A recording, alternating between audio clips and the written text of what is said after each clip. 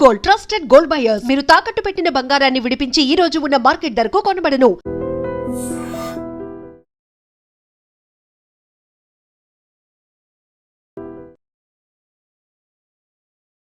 హైడ్రా అనగానే ఎందుకని ఫస్ట్ అదొక డైవర్షన్ పాలిటిక్స్ అనేది గుర్తొస్తోంది. నెక్స్ట్ బెదిరింపులు భయపెట్టడానికి వాడుకుంటున్నారు అనేది అటు బీఆర్ఎస్ చెప్తోంది, బీజేపీ కూడా అదే మాట అంటోంది. మీరెలా చూస్తున్నారు? బీజేపీ ఆ మాట ఎప్పుడు అనలేదు. లీడర్స్ అంటున్నారే కొంతమంది. సో అభిప్రాయాలు రకరకాలుగా ఉండడంలో తప్పేం లేదు. మీ చేతికున్న 5 ఏళ్ళే 5 రకరకాలుగా ఉన్నప్పుడు వ్యక్తుల మధ్యలో అభిప్రాయ భేదాలు ఉండడాన్ని తప్పెట్లా పెడతారు. Bharatiya Janata Party stands for nature. Narendra Modi గారు చాలా స్పష్టంగా చెప్పినారు. తల్లి పేరు మీద 2 మొక్కలు నాటండి అని నరేంద్ర మోడీ గారు చెప్పినారు. చాలా మంది విమర్శించేటోళ్ళు విమర్శిస్తారు. ఎందుకు చెప్పినారు నరేంద్ర మోడీ గారు 2 మొక్కలు పెట్టండి అని? అంటే ప్రకృతి పర్యావరణం 2 దెబ్బతింటున్నాయి, ఎకలాజికల్ ఇంబ్యాలెన్స్ జరుగుతూ ఉంది, పర్యావరణాన్ని రక్షించాలి. ఉత్తరాఖండ్లు, కేదార్నాథ్ దేవాలయాలు, నిన్నగాక మొన్న జరిగిన వాయనాడులు, 2020 నవంబర్లో డిసెంబర్లో జరిగిన భాగ్యనగరం వరదలలో మునిగిపోవుడు, ఈరోజు మీరు ఈ ఛానల్ ఇంటర్వ్యూ చేస్తున్నప్పుడు ఉభయ తెలుగు రాష్ట్రాలు వరద నీళ్ళల్లో విలవిల్లాడ్డాలు, ఇవన్నీ జరుగుతున్నాయి. ఎందుకంటే ప్రకృతి విధ్వంసం జరిగింది కాబట్టి. ఆ ప్రకృతి విధ్వంసం జరగకూడదు అంటే చెరువులు, కుంటలు, నాలాలను రక్షించడం అనేది రేవంత్ రెడ్డి మానసపుత్రిక కాదు, రేవంత్ రెడ్డి కలగన్నది కాదు. చాలామంది తెలియక మీద చదివి మీద పేపర్లు చూసి గోల పెట్టేటోళ్ళు చాలామంది ఎక్కువ అయిపోయారు. దానికి తోడు మీ యూట్యూబ్ ఛానల్లో చర్చలు లొల్లులు ఎక్కువ పెడతా ఉన్నాయి. 1994లో అప్పటి కాంగ్రెస్ ముఖ్యమంత్రి దివంగత కోట్ల విజయభాస్కర్ రెడ్డి గారు మొట్టమొదటిసారిగా ఈ భాగ్యనగరంలో మీరాలం ట్యాంక్ అనేటువంటి ఒక చెరువు కబ్జా అయిందని చెప్పి కంప్లైంట్ వస్తే శ్రీమతి రేచల్ చటర్జీ అనేటువంటి ఒక ఐఏఎస్ అధికారిని పంపించి మీరాలం ట్యాంకులో కట్టిన అన్ని కన్స్ట్రక్షన్స్ని గులగొట్టిండు. ఎప్పుడది? 1994లో. 30 ఏళ్ల క్రితం జరిగిన ఒక సంఘటన మీరు తెలియదు, ఎందుకంటే మీరు కొత్తగా వచ్చిన రిపోర్టర్లు కాబట్టి. 30 ఏళ్ల కింద ఉన్న రిపోర్టర్లు ఎవరైనా అడిగితే చెప్తారు. ఇలా మీరాలం ట్యాంక్ ఉందా కవిత గారు? ఇలా మీరాలం ట్యాంక్ ఉందా? రిపోర్టర్లు కాదు, లేదు. నన్ను చెప్పనీరు కవిత గారు, నన్ను చెప్పనీరు. అందరికి సమాధానం చెప్తా, మీకు కూడా చెప్తా నేను. తర్వాత 2007, 2008లో ఉమ్మడి ఆంధ్రప్రదేశ్ హైకోర్టు లోపల కొన్ని కేసులు వేసినారు. ప్రజా ప్రయోజన వాద్యాలు, కొంతమంది మీలాంటోళ్ళు నాలాంటోళ్ళు పోయి ఇక పలానా చెరువు కబ్జా అవుతుంది, పలానా నాలా కబ్జా అవుతుంది, భవిష్యత్తుకు నష్టం అవుతుంది అని చెప్పి వేసినప్పుడు ఆంధ్రప్రదేశ్ ఉమ్మడి హైకోర్టు 2010 సంవత్సరంలో అన్ని డబ్ల్యూపీలని కలిపి జడ్జిమెంట్ ఇస్తూ లేక్ ప్రొటెక్షన్ సెల్ అనేది ఒకటి పెట్టమని చెప్పింది. నేను ఇప్పుడు కాయిదాలు తెచ్చుకోలే కవిత గారు, if I'm not wrong and subject to correction. GO number 154 అని ఏప్రిల్ 2010 సంవత్సరంలో అప్పుడు ఉన్నటువంటి ఉమ్మడి ఆంధ్రప్రదేశ్లో కాంగ్రెస్ ప్రభుత్వం ఒక జీవో ఇచ్చింది. దేనికోసం ఇచ్చింది?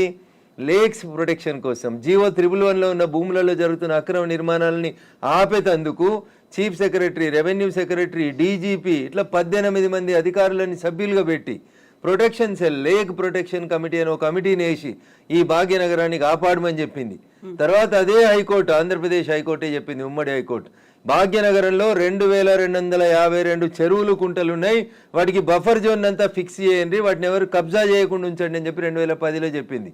That was the peak time of Telangana movement. ఆ జడ్జిమెంట్ ఎవరు పట్టించుకోలేదు. అందరూ జై తెలంగాణ అనుకుంటూ తిరిగినాం. కట్టేటోడు కట్టిండు, కూర్చేటోడు కూర్చిండు, అమ్మేటోడు అమ్మిండు, మధ్యలో చాలా మంది నష్టపోయిండ్రు. అది జరిగిన తర్వాత 2014లో బాగా చదువుకున్న ఆయన వచ్చి మున్సిపల్ అడ్మినిస్ట్రేషన్ మంత్రి అయ్యిండు, కేటీఆర్ అనేట ఆయన. ఏం చేసిరు? లేక్ ప్రొటెక్షన్ కోసం ప్రతి చెరువును సుందరీకరణ పేరిట ఆయన దోస్తుల కోసం, ఆయనకు నచ్చిన బిల్డర్ల కోసం, వాళ్ళ ఇంట్లో ఉండే రాజ్యసభ సభ్యుల కోసం, పోయేందుకు తొవ్వల కోసం ప్రతి చెరువుని నాశనం చేసి 10 ఏళ్లలో కాకతీయులు కట్టిన చెరువులకి మిషన్ కాకతీయ అని పేరు పెట్టినవని నాటకం పెట్టి భాగ్యనగరంలో ప్రతి చెరువుని, ప్రతి కుంటని పేరున్న అన్ని బిల్డర్లకి ఇచ్చి నాశనం చేసి 2020 నవంబర్ డిసెంబర్లో భాగ్యనగరంలో వరదలు వచ్చినాయి. నేను దుబ్బాక ఎమ్మెల్యే గెలిచిన 1 నెల తర్వాత అప్పుడు ఏం చెప్పిండు కేసీఆర్? ప్రతి ఇంటికి 10,000 ఇస్తాం నష్టపోయినానికి అని చెప్పిండు. ఇచ్చిండు ఎలక్షన్ల కోసం చెప్పి. ఎందుకు మునిగింది ఆ రోజు భాగ్యనగరం? భాగ్యనగరం వెళ్ళే అవస్థలతో ఎందుకుంది? ఒక ఆయన వచ్చి విశ్వనగరం అంటాడు, ఇంకొక ఆయన వచ్చి 4వ నగరం అంటాడు, ఒక ఆయన వచ్చి సైబర్ నగరం అంటాడు. ఉన్న నగరాన్ని కాపాడు రవయ్య అని రఘునందన్ అంటున్నాడు. దీనికి ఎవరికి కష్టమైతే నాకేంది? రఘునందన్ చెప్పింది, హైకోర్టు ఎప్పుడో చెప్పింది అంటున్నా, 2010లో చెప్పింది. తర్వాత 2020లో కేటీఆర్ అంటే ఆయన మున్సిపల్ అడ్మినిస్ట్రేషన్ మినిస్టర్గా మళ్ళీ ఒక జీవో తీసుకొచ్చిండు. తీసుకొచ్చి ఏం చెప్పిండు? అప్పటి కొత్త జిల్లాలు అయినాయి, ఉన్న భాగ్యనగరాన్ని కాపాడలేనోడు, కూట్ల రాయి తీయలేని కేటీఆర్ అంటోడు మళ్ళీ ఒక జీవో తెచ్చిండు.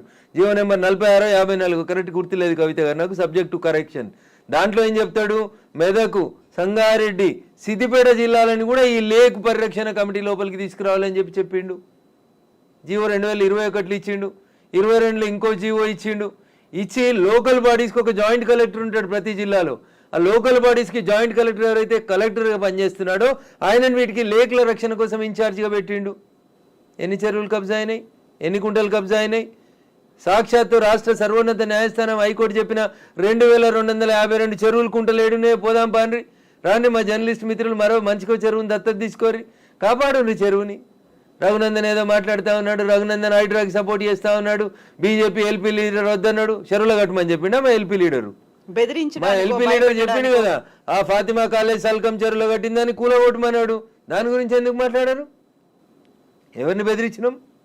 మీ దగ్గర జేసీబీలు లేకపోతే మేము జేసీబీలు ఇస్తామో అని చెప్పినాం, ఇస్తామో అని చెప్పినాం. కిరాయి లేకుండా ఫ్రీగా ఇస్తామో నంబుల్లో జరులు తప్పేముంది అందులో? మా ఎల్పీ లీడర్ గది మాట్లాడింది చూసిన నేను మాట్లాడిందని మా ఎల్పీ లీడర్ ఏడో కాంట్రాడిక్ట్ చేయలేదు. ఏం చేసిర్రు?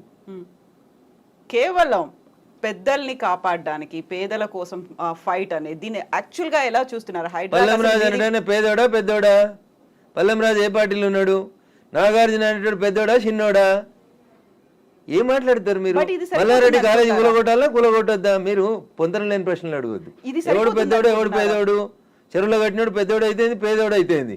చట్టం ముందు అందరు సమానలే అని ముచ్చట చెప్తాం కదా మనం అందరం. మరి పెద్దోడు అయితేంది, పేదోడు అయితేంది? వాయనాడు ఎందుకు కొట్టుకుపోయింది 4 రోజుల కింద? ఎందుకు కొట్టుకుపోయింది? ఇదే ఎన్డీఆర్ఏలు, నేషనల్ డిజాస్టర్ రెస్పాన్సిబుల్ టీములు అన్నీ కూడా, నేషనల్ డిజాస్టర్ మేనేజ్మెంట్ టీములు కూడా అన్నీ ఏం చెప్పినాయి? అక్కడ తొలగించుర్రు ఆ కట్టడాల, చెరువులు కడ్డంగా, గుట్టల కడ్డంగా, కొండల కడ్డంగా కట్టినాయి అని చెప్పారు. తొలగించిరా? తొలగించలేదు. తొలగించకపోతే ఏమైంది? పార్లమెంట్ నడుస్తున్నప్పుడు లాస్ట్ మంత్లో చూస్తున్నాగా మనుషులు కొట్టుకుపోయారు కదా, ఊర్లు కొట్టుకుపోయినాయి కదా. మీరు ఎందుకు ప్రకృతిని విధ్వంసం చేస్తారు అంటున్నా. ఎవరిచ్చారు మీకు ఆ రైట్? ఒక సైన్స్ టీచర్ అడుగుతున్నా, పక్కకు పెట్టి రఘునందన్ ఎంపీ బీజేపీ మెదక్ పక్కన పెట్టి మాట్లాడుతున్నా. పర్యావరణ హితం కోరుకునే ఒక సైన్స్ టీచర్గా మాట్లాడుతూ ఉన్నా నేను. ఎకలాజికల్ ఇంబ్యాలెన్స్ జరగొద్దు అని చెప్తా ఉన్నా.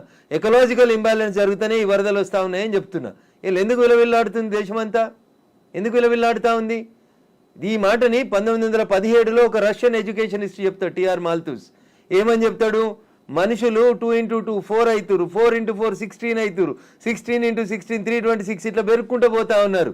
కానీ మనిషి అవసరమైనటువంటి పంచభూతాలు గాలి, నీరు ఇవన్నీ పెరుగుతున్నాయి. అట్లా మీరు పెరిగినంత స్పీడ్గా పెరుగుతున్నాయా?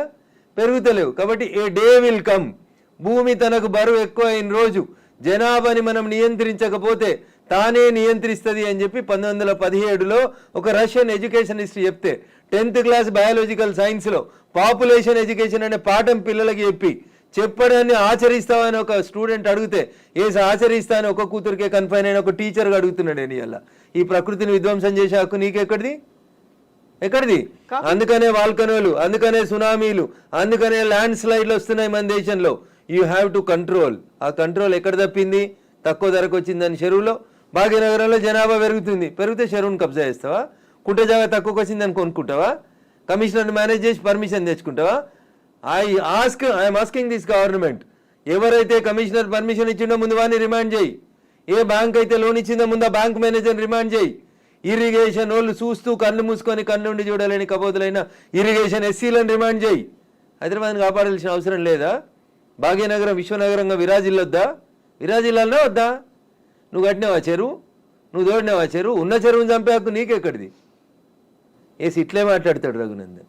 మీకు నచ్చితే మీ ఇష్టం, మీకు నచ్చకపోతే మీ కష్టం. దానికి నేనేం చేస్తా? ఆర్టికల్ 19 నన్ను మాట్లాడమని చెప్పింది, మాట్లాడతా. మీరు నేను మాట్లాడితే ఆ పక్కన ఉన్నాయని ఏం మాట్లాడితే నాకేం? ఎగ్జాక్ట్లీ ఇవన్నీ ఉన్నాయి. కాకపోతే చిన్నోడా పెద్దోడా? కోర్టు కేసులు అనేవి భారతదేశ సర్వోన్నత న్యాయస్థానం చెప్పింది, సుప్రీంకోర్టు చెరువులు, కుంటలు, నాలాలు ఎవడు కబ్జా చేసినా నిర్దాక్షిణ్యంగా గులగొట్టమని చెప్పింది. ఈ దేశంలో సుప్రీంకోర్టు కంటే పెద్ద కోర్టు ఏంది? ఏం కోర్టు ఉంది అంటున్నా? ఎవరు పడితే వాళ్ళు స్టే ఎట్లా ఇస్తారు? ఎవరు ఇచ్చారు మీకు అధికారం? సుప్రీంకోర్టు చెప్పింది వినాలని హైకోర్టులకు లేదా? ఏం వినాలే? మొన్న పోయారు కదా హైకోర్టుకు అనురాగ్ యూనివర్సిటీ వాళ్ళు. ఆయన కాయిదాలు చూసి వారం రోజులు టైం ఇచ్చి తహసీల్దార్ను ఒకవేళ ఎఫ్టీఎల్ ఉంటే తీసేయమని చెప్పిండ్రు. దానికి విద్యార్థులను అడ్డం పెట్టుకొని ఒక ఆయన, వెంచర్ను అడ్డం పెట్టుకొని ఇంకొక ఆయన, రాజకీయ నాయకులను అడ్డం పెట్టుకొని ఇంకొక ఆయన, ముఖ్యమంత్రి అన్నున్నాడని ఇంకొక ఆయన. ముఖ్యమంత్రి అన్నున్న కాలనీ అది దుర్గం చెరువు లేఅవుట్ కాదా? అది ఎట్లా లేఅవుట్ చేసిర్రు? అప్పుడు పర్మిషన్ ఇచ్చిన జిహెచ్ఎంసీ కమిషనర్ని తెచ్చి ప్రాసిక్యూట్ చేయాలి కదా. దుర్గం చెరువు ఎన్ని ఎకరాలు ఉండాలి? వీళ్ళు ఎన్ని ఎకరాలు ఉంది? ఒక కొత్త చెరువు కట్టే సూరత్ లేదు కానీ ఉన్న చెరువులు మింగి రేపు భవిష్యత్ తరాల పిల్లలకి ఏమిద్దాం అనుకుంటారు మీరు? ఏమిస్తారు?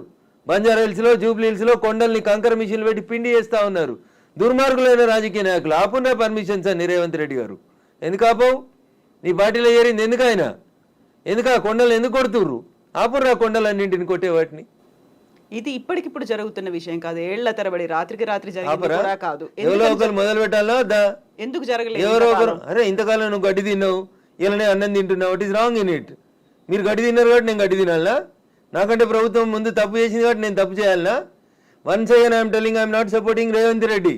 ఊరు బాగుండాలా వద్దా? పిల్లలు మీ కళ్ళ ముంగట వాయినాల్లో కొట్టుకుపోయినట్టు బురదలలో కొట్టుకుపోవాలని కోరుకుంటురా? నేను కోరుకుంటలేను. నా భాగ్యనగరం బాగుండాలని కోరుకుంటున్నా. ప్రపంచానికి హైదరాబాద్ ఒక కీర్తి ప్రతిష్టలు ఇచ్చిన నగరం, 400 సార్లుగా చరిత్ర ఉంది దీనికి. ఇంత మాట్లాడతారు. అసలు భాగ్యనగరాన్ని బాగమతి నది ఒడ్డున కట్టినప్పుడు ఎందుకు కట్టిర్రు? అప్పుడు ఏమైనా వరదలు రాలేదా? మూసీకి వరదలు రాలేదా? అప్పుడు ఏం తెలుసా హైదరాబాద్ చరిత్ర వీళ్ళకి మాట్లాడేటోళ్ళకి? ఈ ముఖ్యమంత్రి వచ్చి మూసీ ప్రక్షాళన అంటాడు, ఆ ముఖ్యమంత్రి వచ్చి కాళేశ్వరం అంటాడు, ఈయన 1,00,000 కోట్లు అంటాడు, ఆయన 1,00,000 కోట్లు అంటాడు. నేను వాళ్ళ కమిషన్ల కోసం మాట్లాడతలేను. నేను మల్లారెడ్డి గారు కడితే గులగొట్టుర్రి, పల్లారాజేశ్వరరెడ్డి గారు కడితే గులగొట్టుర్రి, నాగార్జున గారు గులగొడితే నేను కదా అందరికంటే ముందు మాట్లాడింది. కోర్టు స్టే ఇచ్చిందంటే ఎట్లా ఇస్తుంది కోర్టు అని అడిగిన. బరాబర్ అడుగుతా నేను. పొద్దున 6 గంటలకు కూలగొట్టుడు మొదలు పెడితే మధ్యాహ్నం లంచ్ మోషన్ అయింది, 3 గంటలకు స్టే అయింది. అది స్టే అని మీడియా మిత్రులు తప్పు రిప్రజెంట్ చేసిర్రు. స్టేటస్కో ఇచ్చింది, అది కూడా కరెక్ట్ కాదంటే నేను జడ్జి గారి ముందు కూడా ఇట్లా వాదిస్తా. నేను కూలగొట్టాలి అంటున్నా. 2014లో చెప్పింది అంటున్నా ఆంధ్రప్రదేశ్ ఉమ్మడి హైకోర్టు. ఏమని? ఎన్ కన్వెన్షన్ సర్వే చేయమని చెప్పింది హైకోర్టు. సర్వే చేసి హెచ్ఎండిఏ 2016లో రిపోర్ట్ ఇచ్చింది, అందులో 3.5 ఎకరాల FTL బఫర్ జోన్ ఉందని. 2016 నుంచి ఇలా ఎందుకు కూలగొట్టలేదు అంటున్నా. కోర్టు ఉత్తర్వులను ఎందుకు ఉల్లంఘించారు? ఏం జరిగింది అనుకుంటున్నారు మీరు? ఏం జరుగుతుంది? వాళ్ళ కోడలు బ్రాండ్ అంబాసిడర్ అయింది చేనేతకి. ఆమెకి చేనేత తెలియదు, చీర తెలియదు, ఆమె తెచ్చి బ్రాండ్ అంబాసిడర్ చేసారు. ఆ సంబంధాలు ఏం సంబంధాలు వాళ్ళు చెప్పాలి, అప్పుడున్న వాళ్ళు చెప్పాలి. నాకేం తెలుస్తుంది? వాళ్ళకి ఆ రంగుల లోకంతో ఉన్న రక్త సంబంధం ఏందో వాళ్ళు చెప్తే బాగుంటుంది. నానోరు ఎందుకు ఖరాబ్ చేస్తారు? రంగుల లోకంతో రక్త సంబంధం అలా అనుకుంటే కేవలం ఎన్ కన్వెన్షన్ నాగార్జున దాని మీదే ఉంటుందా? ఇప్పటికి పద్మాలయ స్టూడియో మీద లొల్లి పెట్టింది రఘునందన్. ఇదే హరీష్ అని 6 అడుగులు ఉన్నాడు మాట్లాడిండు. మళ్ళీ పర్మిషన్ ఎట్లా ఇచ్చారు ప్రభుత్వం రాగానే? లాంకో హిల్స్ వక్ఫ్ భూమిలో ఉన్నారు. 10 ఏళ్ళు అధికారంలో ఉన్నాడు కేసీఆర్ అంటే. ఆయన ఒక రోజైనా మాట్లాడండి ఆ వక్ఫ్ భూముల గురించి? లగడపాటి కడుతుండని చెప్పి లాంకో హిల్స్ అంతా వక్ఫ్ భూములు దున్నుతాం, పల్గొడతాం, ఇరుగొడతాం అన్నారు. పర్మిషన్ ఎవరు ఇచ్చారో తెలుసా కవిత గారు? పద్మాలయ స్టూడియోలో అపార్ట్మెంట్లు కట్టుకోవడానికి పర్మిషన్ ఇచ్చింది ఇదే గౌరవనీయులు కేసీఆర్ గారు, కేటీఆర్ గారు, హరీష్ రావు గారు. ఆ రక్త సంబంధం ఏందో అడుగుండ్రు. జర్రంత అవతలకి పోతే ఎంఆర్ ప్రాపర్టీస్ అని ఒకటి ఉంటాయి. ఎంఆర్ ప్రాపర్టీస్లో రైతులు, తెలంగాణ రైతులు మా భూములు పోతున్నాయని ఏడిస్తే వాళ్ళకి పైసలు ఇప్పిస్తామని స్పీచ్లు ఇచ్చిండు. ఇదే కేటీఆర్, అదే హరీష్ రావు, అదే కేసీఆర్ అన్నట్టు. ఆయన 10 ఏళ్ళు మంత్రులుగా పదవి అనుభవించారు. ఎన్నడన్నా ఎంఆర్ ప్రాపర్టీస్లో భూములు కోల్పోయిన రైతుల గురించి మాట్లాడేందుకు వీళ్ళకి నోరు వచ్చిందా? ఎందుకు రాలేదనుకుంటారు కవిత గారు? కారల్ మార్క్స్ అని కమ్యూనిస్టు సిద్ధాంతకర్త చెప్తాడు, మానవ సంబంధాలన్నీ ఆర్థిక సంబంధాలనే చెప్తాడు. అందుకనే రాఘవేంద్రరావు సినిమాక్స్ని ముట్టలేదు టీఆర్ఎస్ పార్టీ. పద్మాలయ స్టూడియోస్లో అపార్ట్మెంట్లు కడుతుంటే సపట్లు కొట్టిర్రు. ఎంఆర్ ప్రాపర్టీలో తెలంగాణ రైతులు మునిగిపోతే నోరు మూసుకున్నారు. నాలంటాడు ఎవడో మాట్లాడాలి కాబట్టి మాట్లాడడం మొదలు పెడతా ఉన్నాం. I stand for the poor only. నేను ఇప్పుడు ఈ రాష్ట్ర ప్రభుత్వాన్ని డిమాండ్ చేస్తా ఉన్నా. నేను అమ్ముతురు కదా కోకాపేటలో ఎకరం 100 కోట్లు పెట్టి 100 ఎకరాలు అమ్మిండ్రు కదా. ఆ పక్కన ఇంకా 150 ఎకరాలు ఉంది ప్రభుత్వ భూమి. ఇప్పుడు ఈ ఇండ్లు పోతున్న వాళ్ళందరికీ ఒక 25 ఎకరాలు లేఅవుట్ చేయండి. ఈ పేదోళ్ళందరికీ మంచికి 100 గజాల స్థలం ఇయ్యండి. ప్రధానమంత్రి ఆవాస్ యోజన కింద ఇంటి పైసలు 5 లక్షలు ఇయ్యండి. ఇందిరమ్మ ఇంటి కింద నువ్వు 5 లక్షలు. ఈ నాలాల మీద కట్టుకున్న వాళ్ళు, చెరువులు కుంటలలో కట్టుకున్న వాళ్ళ కోసం ఏంది కోకపేటలో 100 కోట్లకు ఎకరం పోయే భూమిలో వీళ్ళకి లేఅవుట్ చేసి 25 ఎకరాలు అక్కడ ఉప్పల్ బగాయితో లగాయితో అని పెట్టి అమ్మిర్రు కదా, కూడా యాక్షన్ పెట్టి. అట్లా ఈ గరీబ్ వాళ్ళందరికీ తీసుకొచ్చాడు కాలనీ కట్టు. వీళ్ళు అరువులు కాదా 100 కోట్ల భూమిలో ఉండేందుకు? 10 ఏళ్ల క్రితం కట్టుకున్న ఇల్లు కన్నం కూడా కూలిపోతుంది కదా, బాధపడుతురు కదా. వాళ్ళని తీసుకొచ్చాడు 25 ఎకరాలు లేఅవుట్ చేయి Revanth Reddy. Then I will support you, then I will congratulate you. అంతేగాని అసదుద్దీన్ ఓవైసీ ఇచ్చిన ఉడత ఊపులకు భయపడితే 400 కాదు 4000 స్టూడెంట్స్ ఉన్నారని బెదిరిస్తాడు. ఎందుకు సల్కం చెరువు కూల్తలేదు? కూలాలి కదా సల్కం చెరువులో ఉన్న ఫాతిమా మెడికల్ కాలేజ్. ఎందుకు భయపడుతున్నారు? ఏమవుతుంది రేవంత్ రెడ్డి గారు? మొదలుపెట్టినావు కదా, కొట్టేసేయన్ని. అపప్రద నీకెందుకు? మల్లారెడ్డితోటి పాతపాగుందని, పల్లారాజేశ్వరరెడ్డి పార్టీ మారతలేడని కొడుతున్నాను చెడ్డ పేరు ఎందుకు? ముందు అసదుద్దీన్ ఓవైసీ తోటి మొదలుపెట్టు. సో మధ్యలో విద్యా సంవత్సరం అక్కడ ఆల్టర్నేట్ అనేది దసరా సెలవులు వస్తాయి కదా, ఇమీడియట్ గా ఆల్టర్నేట్ ఇంకో ఎందుకు దొరకదు? కాలేజ్ లో ఎందుకు దొరకదు? అకామిడేట్ చేయడానికి ఎందుకు దొరకదు అంటున్నా. ఒక్క రోజులో కట్టేస్తారు. ఇప్పుడు అంతా కిర్బీ షీట్లు అనే స్ట్రక్చర్లు వచ్చినాయి కదా, టెంపరీ స్ట్రక్చర్లు. 20 మొత్తం రింగ్ రోడ్ పక్కన అన్ని బిల్డింగ్లు ఖాళీగా ఉన్నాయి, తీసుకొని కట్టుకోమని. ఇన్ని రోజులు అనుభవించారు కదా చెరువులో కట్టుకొని, దానికి రెంట్ కట్టుర్రు ప్రభుత్వానికి. ఫీట్ కింద వసూలు చేయాలి రేవంత్ రెడ్డి గారు ప్రభుత్వం ఇవాళ. నిజంగా ఎవరైనా పేదలకు నష్టం జరుగుతుంది చెరువులలో తెలిసి తెలియక అమాయకంగా ప్రభుత్వం లేఅవుట్కి పర్మిషన్ ఇస్తే కట్టుకున్న వాళ్ళు ఉన్నారు, వాళ్ళందరినీ తీసుకొచ్చి కోకపేటలో పెట్టండి అంటున్నా. ఏంది ప్రాబ్లం ఏంది మీకు? గరీబులు అక్కడ ఇల్లు కట్టుకోదా కోకపేటలో? కట్టుకొని 100 గజాలు 100 కాకపోతే 150 గజాలు, ఇంకా 150 ఎకరాలు ఉంది కదా ఆడ.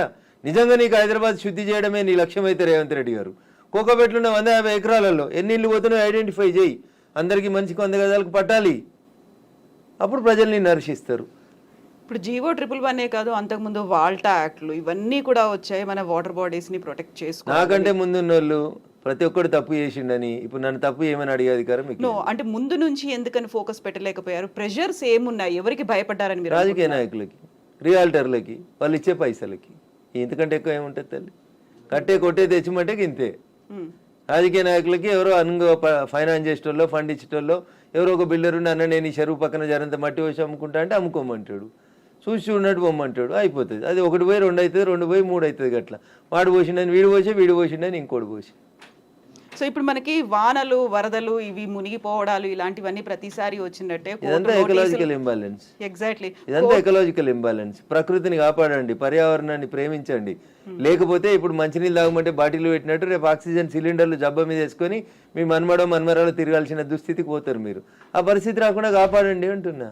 ఎగ్జాక్ట్లీ. సో కోర్టు నోటీసులు, స్టేలు, ఆ తర్వాత స్టేటస్ కో మెయింటెనెన్స్లు ఇవన్నీ కూడా అంటే ప్రతిదీ ఏది టచ్ చేద్దామన్నా మళ్ళీ కోర్టుతో లింక్ అయి ఉంది కాబట్టి ఇది కూడా ఎక్కువ కాలం నిలవదేమో హైడ్రా అనేది కూడా వినిపిస్తుంది. యాజ్ అడ్వకేట్ మీరేం చెప్తారు అసలు? సో నేనేమంటున్నా, శుభం గోర్ర పెళ్లి కొడుకు అంటే ఏదో అన్నాడంటే అట్లున్నది మా కవిత ఆలోచన. ఎందుకు కోర్టు ఎందుకు కాదు ముందు నుంచి అనేది అదే కదా. కవిత ఆలోచన దగ్గరికి వెళ్ళింది అనగానే కోర్టు స్టే కోర్టు పరిధిలో మాట్లాడము అనే మాటలు ఎవరు? నేను మాట్లాడుతూనే ఉన్నా కదా రోజు. నో మీరనట్లేదు, ఆక్యుపై చేసుకున్న వాళ్ళ దగ్గర నుంచి వచ్చే సమాధానం అదే, కోర్టు పరిధిలో ఉంది కాబట్టి. తప్పించుకునే ప్రయత్నం తప్ప ఏముంటది? దొంగకు తేలుగుడితే ఏం చేస్తాడు? తేలుగుట్టిందని చెప్తాడా? అప్పుడే నోరు మూసుకొని పోతాడు. గట్లే ఉంటుంది. ఏం స్టే ఉంది? స్టే ఉంది అని ట్వీట్ చేసి ఏడ స్టే ఉంది? ఏ కోర్టులో స్టే ఉంది? ఏంది స్టే? స్టేలు సంవత్సరాలు ఉండొద్దని ఇదే సుప్రీంకోర్టు చెప్పింది అంటున్నా. మా గౌరవ న్యాయమూర్తులు అట్లా సంవత్సరాలు స్టే ఇయ్యరు. స్టే ఈజ్ టెంపరరీ అంతే.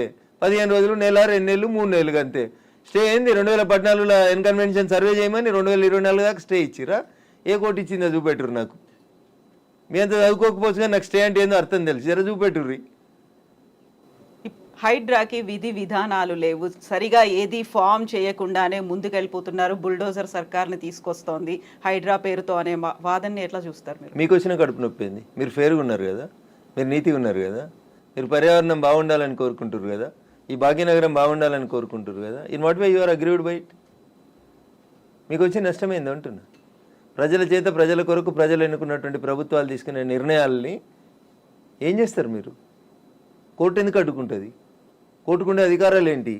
ఎంతవరకు అడ్డుకోవాలో అంతవరకే అడ్డుకుంటుంది. నేను చెప్తున్నా కదా, ఈ దేశ సర్వోన్నత న్యాయస్థానం సుప్రీంకోర్టు చెప్పింది కూలగొట్టమని. సుప్రీంకోర్టుకు భిన్నంగా లోకల్గా ఉండేటువంటి జడ్జిలు అట్లా ఇస్తారా జడ్జిమెంట్లు? నాకు తెలిసినంత వరకు అయితే ఎవరు కవిత గారు. సో ఇప్పుడు హైడ్రాని సడన్ గా తెర మీదకి తీసుకొచ్చింది. 1994 రావడం, ఒక హైడ్రాని తీసుకొని రావడం అనేది భయపెట్టడానికో బెదిరించడానికో, లేకుంటే రుణమాఫీ 6 గ్యారంటీ స్కీములు అడుగుతున్నారు కాబట్టి డైవర్షన్ పాలిటిక్స్ అనే వాళ్ళకి ఏం చెప్తారు మీరు? నేను అంటున్నా, రుణమాఫీ చేయాల్సిందే, ఇచ్చిన 6 హామీలను అమలు చేయాల్సిందే. రైతులకు చెప్పినటువంటి రుణమాఫీ, యువతకు చెప్పిన డిక్లరేషన్, మహిళలకు ఇచ్చినటువంటి మహిళా డిక్లరేషన్ అన్నీ చేయాల్సిందే. అవి చేసి ఇది వదిలేద్దామా? అవి చేయాల్సిందే, ఇవి చేయాల్సిందే. ఇది చేయమని చెప్పురు, అది చేయమని లొల్లి పెడతాం. మేము లొల్లి పెడుతూనే ఉన్నాం కదా. బీజేపీ ప్రశ్నిస్తున్న, బీజేపీ పేరిట ప్రశ్నిస్తున్న తెలంగాణ పేరిట మేమంతా నడుపుతూనే ఉన్నాం కదా. రైతన్నల రుణమాఫీ కోసం మాట్లాడితే హైడ్రా గురించి మాట్లాడొద్దా? బట్ అది డైవర్షన్ కోసమే చేస్తున్నారు అనే మాట. So I don't have any comment on this particular issue. నేనేమంటున్నా, నేను రుణమాఫీ కాలేదు, రైతులతో చేయించేది రైతులతో చేపిర్రి, హైడ్రాకి దానికి ఏం సంబంధం అంటున్నా. ఎందుకు రాస్తున్నాయి పేపర్లు హైడ్రా గురించి అంత గొప్పగా? వదిలేశారు, ఆయన పని ఆయన చేసుకుంటూ పోతాడు, మీ పని మీరు చేసుకోరు. రుణమాఫీ గురించి మీరు రాయమంటే రాస్తారా? రాయరు కదా. రైతులు మాట్లాడితే మన పేపర్లో హెడ్ లైన్స్ రావు కదా. ఏమవుతాయి మనకి? హైడ్రా మా కేటీఆర్ అంటాడు, ఆయన పోయి అమెరికాలో అంటాడు. అది ఫుల్ హాఫ్ పేజీలు వస్తుంది, పెద్ద పేజీలలో వస్తుంటాయి. ఫస్ట్ పేజీలలో 119 ఎమ్మెల్యేలలో ఆయన యువరాజు అయినట్టు ఆయన మాట్లాడితే పైన ఒక బాక్స్ కట్టి రాస్తారు మీరు. ఆయన కట్టిన జన్వాడ ఫామ్ హౌస్ నాది కాదని స్టేట్మెంట్ మారుస్తాడు. ఒక్క మీడియానైనా రాసిందా? రేవంత్ రెడ్డి అన్నట్టు ఆయన అరెస్ట్ చేసిన రోజు ఈ ఫామ్ హౌస్ నాది, ఇగో దాని మీద డ్రోన్ ఎగిరేసినావు, ఇగో క్రైమ్ నెంబర్ ఇంత, నార్సింగ్ పోలీస్ స్టేషన్ అని తీసుకొచ్చి ఒక్కరైనా రాసిరా మా జర్నలిస్ట్ మిత్రులు? ఇవాళ అది నోరా మోరా, ఇది నాది కాదు నా దోస్తుంది అని చెప్తే ఎందుకు రాయారు? ఆ రోజు స్టేట్మెంట్ ఈ రోజు స్టేట్మెంట్ రెండు పక్క పక్కన పెట్టి ఎందుకు చూపాయించారు? ఎలక్ట్రానిక్ మీడియాలో ఎందుకు చూపెట్టారు? ఎందుకు చూపెట్టరు అంటున్నా. ఎవరా దోస్తు? ఎందుకు నీకు లీజుకి ఇచ్చిండు? ఆయనకు నీకున్న వ్యాపార సంబంధాలు ఏంది? అది కదా మీరు బయట పెట్టాల్సింది. మునిపోయిన కంపెనీకి వారసుడు కదా ఆయన, నీకు జాగి ఇచ్చిన ఆయన, లీజ్ ఇచ్చిన ఆయన. 8,000 కోట్లు ఎగ్గొట్టిర్రాళ్ళు ఈ దేశంలో. అది మాట్లాడుకుందాం గట్లా. ఇవి మాట్లాడితే మంచిగా ఉంటాయి కదా కవిత గారు. ఆయన డింగ్ డింగ్ అని ఎగురుకుంటూ పోయి జొన్నవాడ ఫామ్ హౌస్ ఆ రోజు ఎందుకు చేసినావు? డ్రోన్లు ఎగురుతలేవా? తెలంగాణలో డ్రోన్ ఏడా ఎగురుతలేదా? డ్రోన్ ఎగిరేస్తే తప్ప ప్రతి పెళ్లిలో డ్రోన్ ఎగురుతుంది, ప్రతి బరాతలో డ్రోన్ ఎగురుతుంది, ప్రతి శ్రీరామనవమికి డ్రోన్ ఎగురుతుంది, ప్రతి వినాయక చవితికి లేకుండా ప్రైవేట్ ప్రాపర్టీ మీద ఎగరడం అనేది నీది కాదు కదా ప్రాపర్టీ. నువ్వెందుకు కంప్లైంట్ ఇచ్చినావు? నీకెందుకు కడుపున వచ్చింది? జన్వాడ ఫామ్ హౌస్ నీది కాదు కదా, నీ దోస్తుంది కదా. ఒక ఎంపీ పార్లమెంట్ నడుస్తుంటే ఢిల్లీకి వెళ్ళి హైదరాబాద్కి వస్తే ఎయిర్పోర్ట్కి వెళ్ళి పట్టుకొచ్చి రిమాండ్ చేసారు కదా నార్సింగ్ పోలీసు వాళ్ళు. అప్పుడు ఎందుకు చేసినావు? నీది కాని ఫామ్ హౌస్లో, నీ దోస్తు ఫామ్ హౌస్లో ఎవరు నీ దోస్తు పేరు చెప్పు, ఆయనకు ఆస్తి ఎక్కడిదో చెప్పు, ఏ కంపెనీ పెట్టి షేర్లు ముంచిరో చెప్పు, ఏ కంపెనీ పెట్టి వాళ్ళ నాయన జైలుకు పోయిండో చెప్పు, గవి చెప్పు కదా. వాస్తవాలు జనాలకి తెలియకుండా చేస్తారు కాబట్టి నాలంటోడు మాట్లాడాల్సి వస్తుంది. హైడ్రామా అన్నారు. ఎవరు చేస్తున్నారు హైడ్రామా? అన్నోడు చేస్తున్నాడు అంతే. ఎవడు అన్నోడు? ఎవడు పేరు చెప్తా చెప్తావా? వాని చరిత్ర ఏందో చెప్పిపోతే మీరు అన్నారు ఇప్పుడు హైడ్రామా చేస్తున్నారని. నేను చెప్పలేదు, ఆ పొరపాటున కూడా అనలే. హైడ్రా వాళ్ళ పనులు చేసుకుంటూ పోనీరు అంటున్నా. సల్కం చెరువును గులగొట్టిన రోజు రంగనాథ్ సంగతి అడుగుతా, నేను రేవంత్ రెడ్డి సంగతి కూడా అడుగుతా. మొదలు పెట్టగానే అడ్డమైంది కాలాల కట్టే పెడతారు అంటున్నా. మల్లారెడ్డి కాలేజీని గులగొట్టకపోతే అడుగుతా నేను. స్టే ఇస్తే కోర్టుకు ఆర్గ్యూ చేస్తా, స్టే వేకెట్ చేయమని ఆర్గ్యూ చేస్తా. తప్పేముంది అందులో? నీతిగా ఉన్నా, నిజాయితీగా ఉన్నా కాబట్టి నిజాయితీ వైపే ఉన్నా, ధర్మం వైపే ఉన్నా, మా పార్టీ గట్టే ఉండమన్నది. గిట్లే మాట్లాడితే గడిదిక్కే ఉంటా. పేదవాళ్ళకు నష్టం అవుతుంది. రేవంత్ రెడ్డి దగ్గరికి పోతాం, లొల్లి చేస్తాం, కూలిపోతున్న వాళ్ళ కోసం అక్కడ లేఅవుట్ 25 ఎకరాలు చేయమని అంటుతాం. అది ధర్మం. అది కడుపు కాలినందుకు నిలబడతా ఖచ్చితంగా. So Raghunandan Rao advocate and రాజకీయ నాయకుడు, ఇప్పుడు ఒకవేళ ఏదైనా మాట్లాడాలి అంటే ఊరికే అలా ఆరోపణ చేయకుండా ఆధారాలతో సహా చూపిస్తాడు అనేది. జన్వాడ ఫామ్ హౌస్ కి సంబంధించి మీ దగ్గర అన్ని ఆధారాలు ఉన్నాయా? నేను ఎప్పుడు దాని మీద ఇన్వెస్టిగేషన్ చేయలేదు. నేను ఎందుకని? నేను వ్యక్తిగత జీవితాల్లోకి, ఎవరి జీవితాల్లోకి పోవాలనుకోలేదు. సరే, అప్పుడు రేవంత్ రెడ్డి పోయినాడు, ఆయన దగ్గర ఆధారం ఉంటేనే పోయిండని నేను అనుకుంటున్నా. అది వాళ్ళిద్దరికి సంబంధించిన వ్యక్తిగతమైన పంచాయతీగా చేసుకున్నారు వాళ్ళు. Let it be decided. నేను ఇవాళ అడుగుతుంది ఏంటంటే, మీకు జన్వాడ ఫామ్ హౌస్ నాది, నా వ్యక్తిగత జీవితానికి భంగం వాటిల్లింది, మా ఫామ్ హౌస్ మీదకి వచ్చి డ్రోన్ కెమెరా ఎట్లా ఎగిరేస్తారు, ఇవి రఘునందన్ మాట్లాడలే. ఆ రోజున యువరాజు కేటీఆర్ మాట్లాడిండు.